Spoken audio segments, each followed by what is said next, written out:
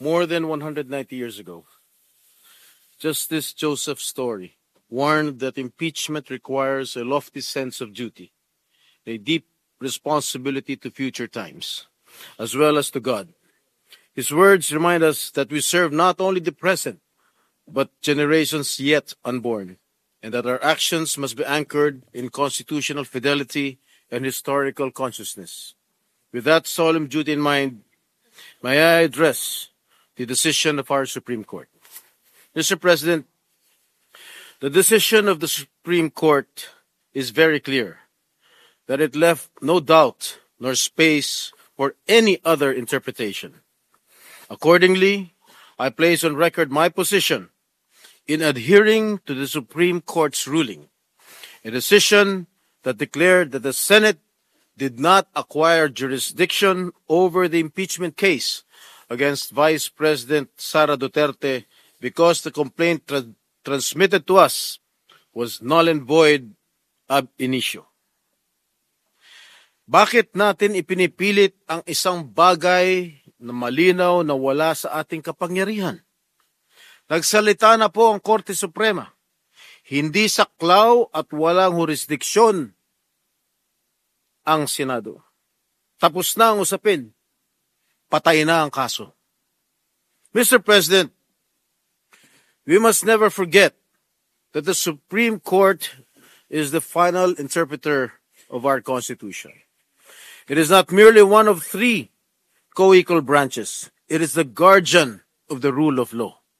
If we, the very makers of law, choose to defy its authoritative interpretation, then we commit an unforgivable assault on our democratic institutions, and we undoubtedly invite a constitutional crisis, a breakdown of checks and balances where anarchy replaces order and chaos becomes the norm. Mr. President, let us be clear. No one is above the law. Not the President, not the Vice President, not even the Senate when it sits as an impeachment court. The Constitution is not just an ordinary law. It is the supreme law of the land. And if we betray it to serve political passions or popular sentiment, then we betray the Republic itself. The Integrated Bar of the Philippines, in a statement, said that defying the High Court's ruling would, in effect, erode the very foundations of the legal order. And I agree with this, Mr. President. At the expense of sounding like a broken record, I would like to say again that the Supreme Court is the final interpreter of our Constitution. Tagapagpaliwanag ang Korte Suprema ng saligang batas. At kapag may hindi pagkakaintindihan kung paano dapat ipatupad, unawain ang batas, kabilang ang proseso ng impeachment, ang interpretasyon ng kataas-taasang hukuman ang siyang mananaig. Kaya naman, kapag nagsalita ng Korte Suprema, dapat itong igalang at sundin ng lahat. Ginoong Pangulo, batid natin na isang mahalagang mekanismo ang impeachment upang mapanagot ang pinakamatataas na opisyal ng pamahalaan na lumalabag o umaabuso sa kanilang posisyon at kapangyarihan. Sa ilalim din ng mekanismong ito ay may pagkakataon para may pagtanggol ang kanilang sarili.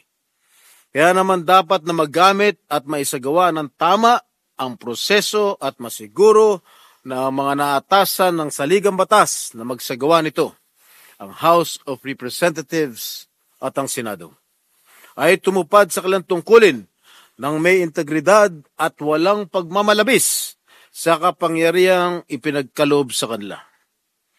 Hindi na sana dapat maulit ang pagkakamaling nasaksihan natin mahigit 2 dekada na ang nakalipas sa kaso ng aking ama, dating Pangulong Joseph Estrada. Kung inyong natatandaan, noong impeachment trial ng aking ama, pinagkaitan siya ng pagkakataon harapin ang mga paratang sa kanya dahil pinairal ang pansariling interes at hindi tumalima sa kanilang tungkulin ang mga prosecutors mula sa mababang kapulungan sapagkat nag-walk out po sila. Nakakadismaya, Ginoong Pangulo, na ganyan din ang nangyayari ngayon. Muli na naman nananaig ang pansariling interes. Matinding emosyon at inunang pamumulitika dahilan upang humantong tayo sa sitwasyong sinabi ng Korte Suprema na may malinaw na paglabag sa ating saligang batas.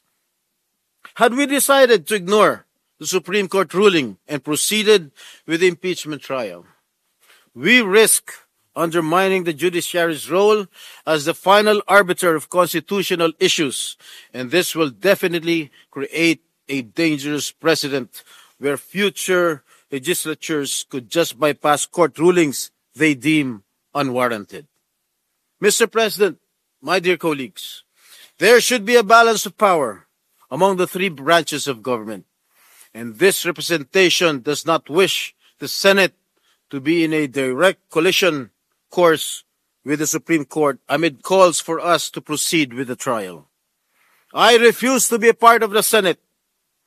I refuse to be part of a Senate that defies the law, disrespects the courts, and undermines the very system of justice we claim to uphold. To my colleagues who insist on pressing forward, I ask these questions. If we cannot obey the law, do we still deserve to be called lawmakers? If we cannot respect the Constitution, do we still deserve the privilege of serving in public service?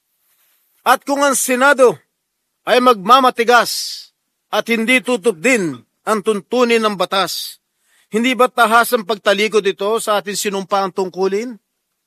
Kung hindi natin kayang igalang ang batas na tayo mismo ang nagtatanggol, hindi na po tayo nararapat dito. Mr. President, political will, however passionate or burning within us, is not always the path we should take. There are moments when even our deepest convictions must kneel before the altar of the Constitution, when our desire for action must bow to the rule of law. Our strength as senators lies not in bending institutions to our will, but in bending ourselves to the will of our constitutional framework. Our true power is revealed not when we flamboyantly get our way, but when we gracefully accept outcomes that defy our preferences. Our honor rests in respecting and embracing decisions that contradict our personal beliefs. And our legacy is a democracy that works, preserved by our willingness to submit to something greater than our feelings, our pride, our ego, our very selves. Mr. President, let history show that I chose principle over pressure, law over lawlessness, and country over partisanship.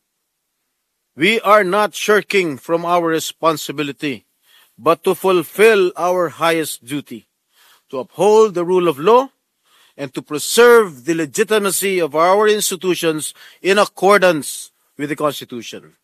Mr. President, let us act not with haste, but with honor. Let us preserve our republic, not fracture it. I did not swear an oath to defend emotion. I swore an oath to defend our Constitution. Thank you, Mr. President.